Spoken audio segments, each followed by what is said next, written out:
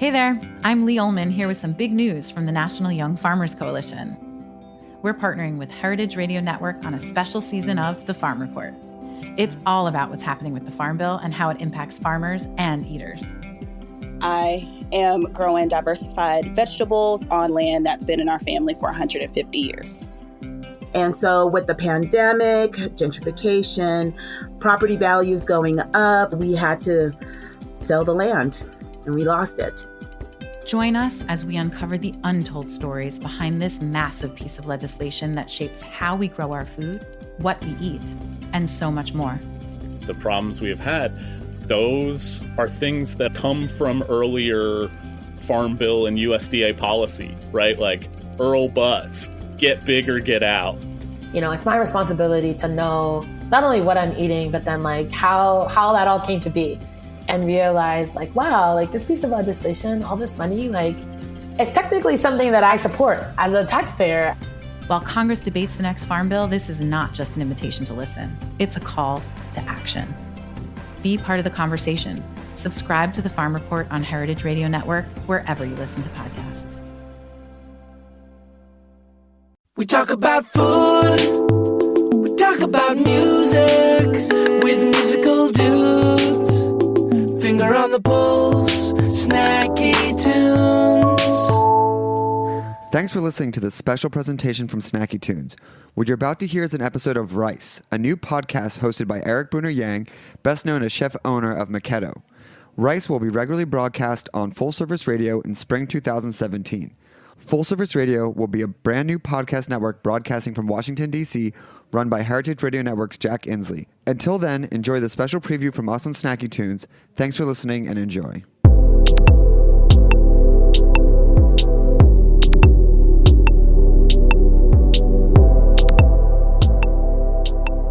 Hey, what's going on? This is Erik Bruner-Yang guesting for Snacky Tunes. We are currently recording in Cambodia, in Phnom Penh. And we have a wonderful guest today. I know typically you guys are used to listening to chefs or talking about food, but as everyone knows, food goes hand in hand with all arts, including architect, design, etc. And we have a great guest today. I'm going to let him do his own introduction and talk a little bit about himself. All right. Hi, Eric. My name's Christopher Rompre. I'm a filmmaker based in Phnom Penh, but who works in lots of different areas of the world, mostly focusing on sort of social issues and development issues. Over the last 2 or 3 years, I've been sort of focusing on a documentary about an architect in Cambodia, a famous architect who during the 50s and 60s sort of defined a lot of sort of what the sort of post-colonial identity of Cambodia was going to be in the 50s and 60s, using sort of his own unique brand of modernist architecture. I don't know how much you want. No, keep going. Yeah, you sound great. Basically, that's been a fascinating journey. It started off as sort of something, this little weekend project, and has sort of evolved into this sort of all-consuming film cultural collaboration where we ended up working with all kinds of different people, Cambodians, international architects, and it's sort of taken us on this wild ride. And now we're finished the film and just getting ready to sort of put it out to the world and most importantly show it here in Cambodia. So the name of the film is The Man Who Built Cambodia, right? Yes. And I want to say that it is probably the most exciting trailer of 2016. Because that trailer was like, I was like, Jason Statham is going to pop out in the middle of this trailer and do a fight scene. What is the name of this architect? So the architect's name is Van Molly Van, and actually just speaking of that trailer, it's been kind of interesting because the funny thing about making a trailer is that you sort of piece together this little sort of taster, and it's our trailer we actually put together as more of like a pitch trailer to get funding for the project. So so many people sort of know our film through this trailer, but we've like filmed so much more, and the whole project sort of evolved and changed, and it's easy to put together like a little teaser that really grabs people's attention, but then that sort of created this enormous amount of anticipation for a film that we had not yet made. So it was actually the trailer that really sort of made us realize that we'd like caught a tiger by the tail, and suddenly we had people, calling us up from the Cambodian government and Cambodian arts organizations and international architects were calling us and like, oh, you guys are the ones making the film about this man. And we kind of realized that his legacy and his impact both on Cambodia and architecture was a lot sort of broader and more important than we had thought. So it sort of was humbling and a bit, frankly, made us put like a bit of the fear of God in us, so the trailer was great and helped us get the project going, but then you got to follow through. So what are the so basically, name some of the buildings, some of the most famous modern buildings that he designed and had built. Yeah, so basically Phnom Penh in the early 50s, when Cambodia gained independence, was pretty much sort of defined by French colonial architecture. There was these wide avenues, a lot of sort of, the classic sort of French colonial style that sort of defined a lot of Southeast Asia. And so Van Mollyvan came back fresh from having studied modernist architecture in Paris, really being inspired by guys like Gropius and Le Corbusier and Frank Lloyd Wright and all these guys. And so he sort of wanted to, develop something that took, some of the sort of ideas and concepts of modernist architecture, but sort of adapted it to a very local Cambodian context, which is hot, flood-prone, much sort of smaller in scale and lower to the ground compared to, some of the sort of iconic modernist buildings of Europe were very sort of vertical and very imposing. He sort of wanted to soften it and sort of do it in a more, I guess, sort of environmentally, sort of I'm trying to find my words here, but in a way that sort of went in symbiosis with the environment. Right. Cambodia is a flat country and very flood-prone and sort of water-based, and so he wanted to sort of create a modernist architecture that was sort of horizontal and very sort of in tune with the flow of water and the flow of air. And if you haven't traveled to Cambodia, and just to kind of give you an idea of what something that is very typical here, even if you're going from the farmer level to the middle class level to kind of the the wealthier people, everything kind of starts with these kind of houses that are built kind of maybe 5 to 8 feet built off the ground, and these homes. It's kind of like a place where everyone kind of gathers in these kind of like areas that are built kind of on structural stilts, essentially, right? And on the farming level, you see a lot of people kind of napping or doing cooking or different things in these areas, like kind of like common areas, I think is a good way to say it. And then they put their bedrooms and stuff, on the main platform. And this is because of most of the issues of this being kind of a flood-prone country with really heavy rain seasons or big bursts of quick rain. But then you get to the middle-class level, and these end up becoming, they become fancier, but it's the same conceptually. Now it's like it's all in concrete, but most of the common area family gathering happens in these first 5, this first area, and then all the bedrooms are on this platform. That's correct, yeah? Yeah, and then, the other advantage is that it creates a sort of area underneath the house that's shaded and full of, it's got this beautiful airflow, and so correct. Often, like, the main social space of the house during the day is just people hanging out underneath the house. Yep. And it's only really, like, in the evening that people sort of retreat back up into the rooms kind of thing. Yeah. And so how many total buildings, I was looking at a list, but maybe something like 20 or so really big architectural buildings or so he had designed and built, correct? Yeah, so Van Mollyvan designed a huge number of buildings, both in Sihanoukville, Siem Reap, Phnom Penh. He also, in the later part of his career, he ended up doing a lot of urban planning and sort of designing whole sections of Phnom Penh. But yeah, really sort of there are a number of sort of standout buildings that really, I think, sort of contributed to the pantheon of modernist architecture that sort of stand today still as buildings that people study and look at. So I mean, the sort of the most prominent and least sort of typical building of his is the Independence Monument, which was one of his first commissions, and that is much more traditional in style, but sort of, every Cambodian knows that Van Mollievan designed this sort of giant sort of stupa-like structure that stands right at the center of the city.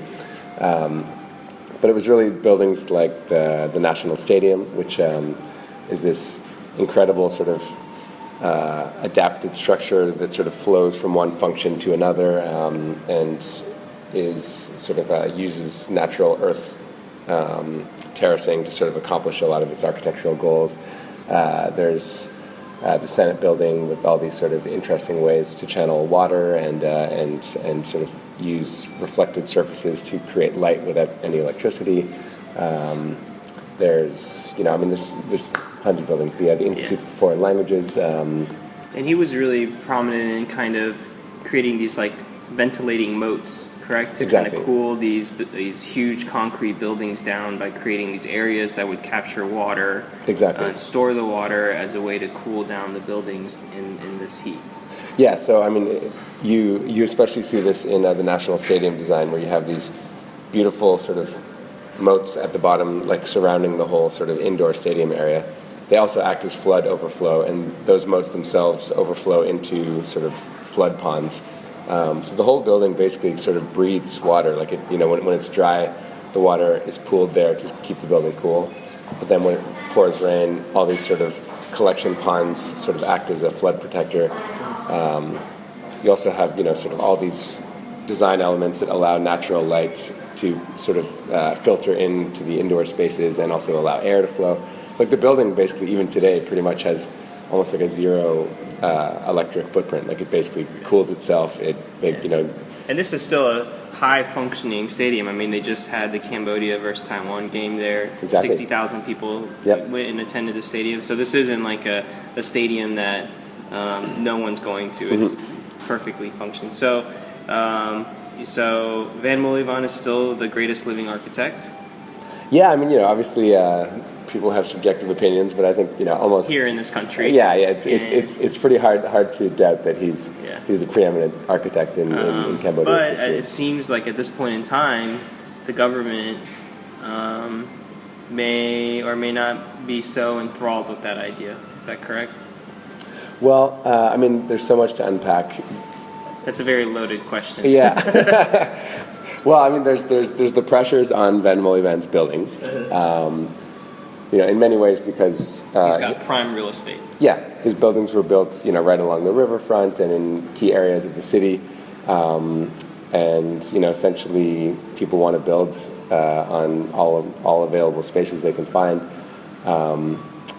and so you have, for example, the National Stadium still stands, but it's being surrounded by sort of condo buildings, shopping centers. All of the flood pools I just mentioned have basically been filled in to build condos on. You've got sort of social housing projects that he built that essentially were designed for like middle class families back in the 60s, and today are sort of low income housing. And they're in key parts of the city where people want to build. So there's that pressure. But there's also sort of a political legacy aspect to it, where I think Van Mollievan's been very outspoken about the kind of development that we've seen since the end of the Khmer Rouge and the Civil War in the 90s. And I think to a certain degree the government today would like the narrative to be that Cambodia essentially sort of started from nothing in the 90s, that like everything that Cambodia is today. So Van Mollievan is sort of just conflicts with that narrative, basically. It's like he's like, for example, the title of my film I know is offensive to certain people in the government because they want the man who built Cambodia to be Hun Sen, not to be Van Mollievan. Correct. So you have the two things. You have this pressure to develop and take up the land that those buildings are on, combined with the government not really being too keen on sort of upholding and preserving the legacy of this architect anyway. Well, they'll never be able to take down Independence Monument. Yeah, so that's true. That'll be one thing.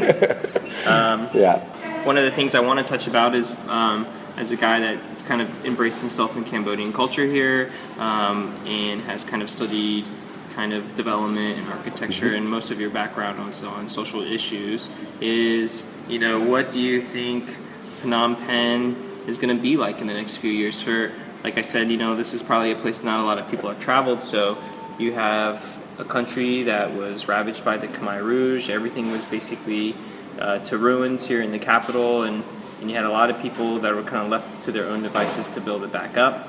And now we have this rapid development from outside foreigners, Chinese, Koreans, Japanese, India, U.S., you know, you name it, someone's building a business here. Some are small, some are large, but you know, what is going to be the remaining element that kind of is like a fabric or a thread that ties it all together? Yeah, it's an interesting time in Cambodia right now. I think because on the one hand, you've got this sort of just unrelenting sort of hyper-development where just there's very little restriction on what you can and can't do. Buildings are just being put up at like a breakneck pace. Yeah, are they even safe? Yeah, I mean, you know, luckily it doesn't seem like there's been too many sort of like building collapses or anything like that, but I mean, yeah, I would certainly, I'm sure that the safety review sort of processes here for the structural integrity of buildings is probably not as good as it could be, or at least maybe not as sort of restrictive as it could be. But then on the other hand, so you've got this sort of hyper development, but then you've also got this massive sort of surge or sort of demographic bubble of young people sort of in their mid-20s coming through, and these people are essentially the first large generation of people post-Khmer Rouge. And they're a very different sort of group. You know, they haven't gone through a genocide. They've grown up largely with sort of access to the internet and sort of outside influences. So they tend to be a lot more progressive, a lot more sort of interested in sort of new ideas. So in some ways, you know, I guess I see a lot of negative trends in terms of where Cambodia is going. Particularly just the lack of an overall sort of vision for the country. But then you do have a lot of individuals, you know, just young creative people coming up and starting to express themselves, starting to, you know, occupy places in the government, starting to get involved in sort of the NGO sector and even the business sector. You see a lot of creative businesses, a lot of, just interesting movements. So yeah, it's really hard to say. You know, you've also got this really sort of volatile political situation where the government sort of seems to flirt with, you know, somewhere between democracy and sort of authoritarianism, and sort of pushing the bounds in both directions. And so, you know, it's very hard to predict, you know, how stable things will be in 10 years. Yeah, to me, I mean, I really don't have the answers. I wish I did. But, like, I think there's just this sort of interesting confluence of unique circumstances right now that I think will definitely, like, change and shape Cambodia in a really profound way over the next sort of 10 years. Do you find, so, like, I haven't been back in 3 years, but things have definitely changed a lot. I mean, I remember when I first met Peep, you know, him and Tones and maybe, like, 4 people were the only graffiti artists or street artists. And now they've gone from street artists to gallery artists in a short, you know, amount of time. And I mean, there weren't even galleries in Phnom Penh, and now there are like kind of a few legitimate art galleries that are showing things more than just, you know, pictures of Angkor Wat and stuff like that. And then you have young filmmakers like Davy Cho, who come from Paris but now have kind of made Phnom Penh home, and try to teach new film culture to Cambodians when this was a culture rich in film, you know, historically. And then people like you who are kind of making, I think someone like you really makes a lot of the expats here become a little bit more culturally sensitive, where it's not a place where you can just open a business really cheaply, you know, kind of integrate yourself a little bit with your community, but you're kind of here, you know, to do that, and then through time maybe you kind of become more and more involved. And I think especially the kind of the group that we saw that you brought together when we did our promotion at Raffles, it was so diverse, but very like a group that's very sensitive to what's happening here. But Yeah, I think it's it's going to be an interesting challenge to see in 3 years here seems like 10 years of development somewhere else, Yeah. And I mean, I haven't seen a good looking building in the last 2 weeks, I'll tell you that. Yeah, there are some little bright spots. Sort of usually small businesses or sort of definitely the hotel space is sort of creating some interesting spaces. I think there are a lot of young Cambodian architects looking for an opportunity to do thoughtful design, basically. But the budgets here are basically sort of oriented around very quick turnaround and sort of copying styles that have been done already. Yeah, you see a lot of some of the fun about being here is seeing all the new things, and usually it's just nice to see nice things here, whether or not they're pretty close to stuff that already exists back in the United States or in Europe. But I think that definitely is a very Cambodian thing that still will need some development. And you drive down the street and you got like 5 sticky rice vendors, and then 5 durian vendors, and then 10 shops selling motorbikes, and then and that's a very Cambodian thing where it's like they kind of take that first step into kind of being independent, but they're still not ready to go 2 or 3 steps where they can kind of fully kind of take that leap into developing something that is completely uniquely their own yet, I think, right? Yeah. I mean, I think sometimes it's not that they don't want to do those things. They're still learning.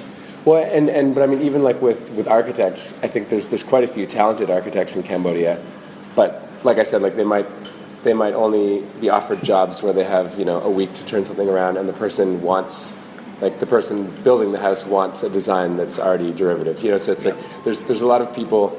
I think now you have this sort of situation where there are people who want to do sort of original, unique, creative projects. And it's just sort of finding the support for those projects and having, especially in the architectural space, just having people who want something that isn't, a copy of something in Singapore or a copy of something in the US, and sort of really just doing original work, basically. All right, so we're just gonna do some quick fire, rapid fire questions. I really appreciate your time. These will be easy, kind of like fun post-interview questions. Hopefully. So your favorite space in Cambodia? National Stadium at sunset. Okay. And then your favorite kind of gathering place with friends? Sharing soup with sharing Cambodian soup around a table with a bunch of Cambodians and expat friends. Nice. And what kind of soup? It's like a sour fish soup, basically. Okay. A lot of lemongrass, citrus, and river fish. Basically. I like it. Your favorite Western space? Probably. That's a good question. Maybe the Basak Lane 308 bar scene. Nice. And then shout out to one person here doing something interesting that doesn't get enough credit. Well, I'd say Panya Sarai, who's the Cambodian architect who's been leading the Van Molevan project here in Phnom Penh. They've just done an amazing job over the last 10 years, basically reverse engineering Van Molevan's buildings to redraw all the blueprints that were destroyed during the Khmer Rouge era.